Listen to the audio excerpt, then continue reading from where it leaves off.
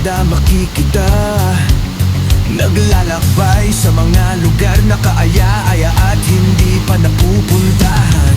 Kung gusto niyo sumama, tara halika na, at tayo ay maglalakbay kung saan tayo ay magkakasama patungo sa pangarap natin sa buhay na biyaya ng may kapal. Anskay Motoventure, ride with the purpose.